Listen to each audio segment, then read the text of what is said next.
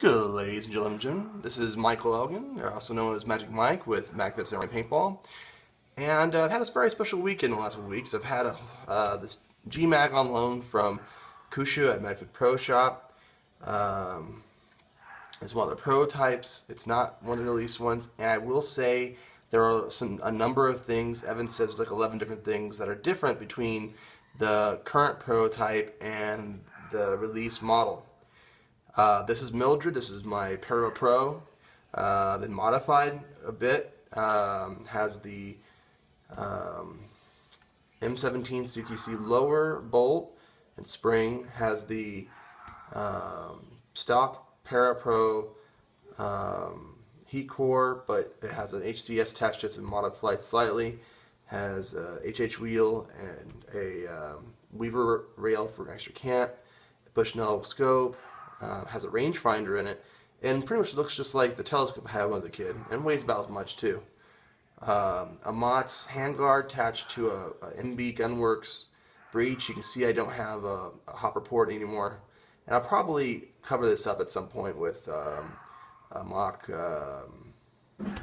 ejector. Overall, it's been performing pretty well.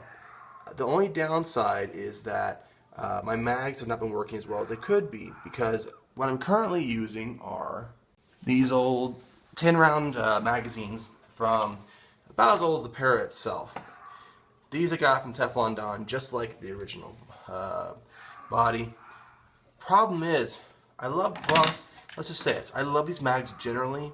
Problem is, they're old now, the springs don't push nearly as hard as they could, and I've been breaking a lot in the breach because they're just not quite getting them up there anymore. Moving on to these, I actually had better luck. Even though it's a prototype, I broke maybe out of 250 shots I took in the rain with untrimmed, unsanded first strikes. I broke about 2 or 3 or maybe 4 total. I think it's actually about 4 that I broke. In fact, currently it's actually messy in there. I want to show a breakdown as well, so I'll clean it out as I'm doing the video. Let's open it first. One thing you'll notice with it is that the GMAGS fit really nicely in the FazMag or mag. Dangers of taking your video with your cell phone is that your wife may call you in the middle of filming. What I was talking about was these mags.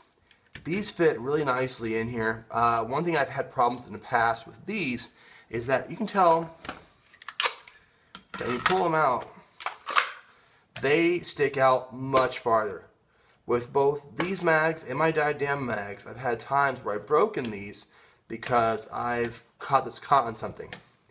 With the G-mags, this is going to be much less of a problem than before. Moreover, they're in there much sturdier. There's not much to stick out, so they're not going to go anywhere really. Putting these aside, and I'm going to move the marker aside too as soon as I show you how it fits in the marker. Currently, these do not actually have the slot for the mag release for the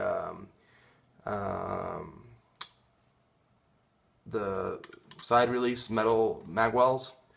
It just has for the CQC.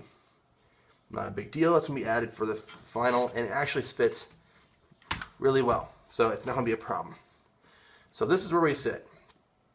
As you can tell, it's as short or a little shorter than the handle. This is actually a nice thing because I can get nice and low. And if you see some of the videos or some of the pictures from online of me playing, a lot of times you'll see me having, unintentionally, a lot of times it's standing on the mag well. As a bipod of it by itself, which is not good for the marker or the mag.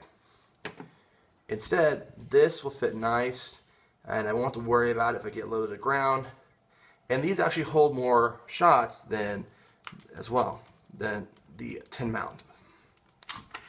Now, as you can see through it just the 10 rounders. It has marked for 5 and 10 on here, so you know how many shots you got left, sort of.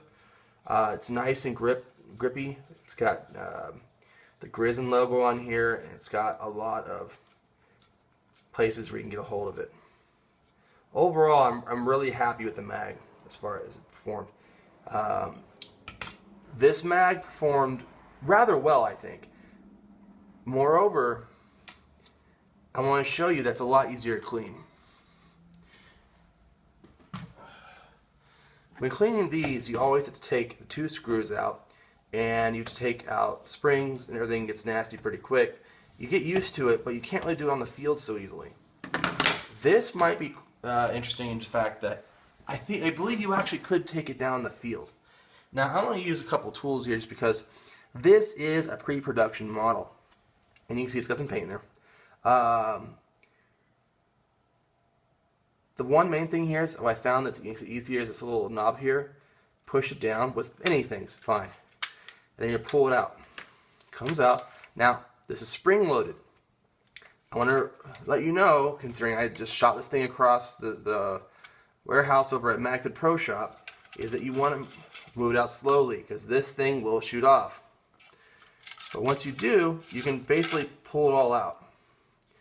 Now, that by itself is pretty easy to clean, but to get all that goop out, we're going to want to pop open the bottom too. Now, the bottom is a little hard to open. It has some really hard knobs in there. And ultimately, what Kusha did was he just beat the fuck out of it on the side of a shelf, and it came off. I want to try not to do that just because it's not mine. See, it has stuff on there. Kind of priceless in that effect, and I don't feel like breaking it. So I'm going to try to just manhandle it open, and we'll see how it goes. And it may actually defeat me. Which is why I brought this. Boom. That made it easier. Okay, it just pops off. You see it has a nub in here and a nub in here. And then these fit into these grooves. Now, all you have to do, there's nothing else holding it together, is just pull it apart. There you go. Super easy. It's gunky, but you can just clean up pretty easily. I'm not going to bother with a deep clean right now. Before I hand it back to Kush, I'll make sure to clean it really well. But just getting that out is a nice thing. Pop it open. Get all the little nooks out of there. That's going to be washed though. That's just not going to be cleaned by itself. But you get the idea. Put it back together, slot that in, make sure that all the dust from the nasty field first strikes are out of there. Clap it together. It's nice and tight. This is heavier duty plastic than these are. They feel better. They're actually about the same weight, even though this doesn't have any mechanisms in it. Take this goop off real quick, so I just put it in there if I'm getting it all over the mag.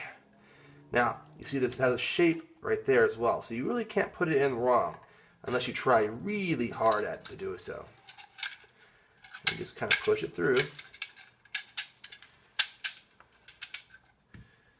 And then we're going to put the little follower cap on. And then, I don't know if you want a follower cap or a lock, I don't know what you would call that. But, there we go. Clumsy fingers here. Okay, just push it on. Make sure you get these back feet into their little spots too. So they don't always want to go in there just right.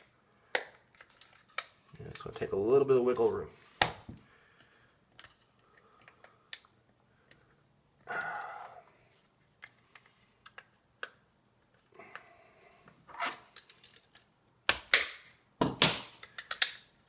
All right.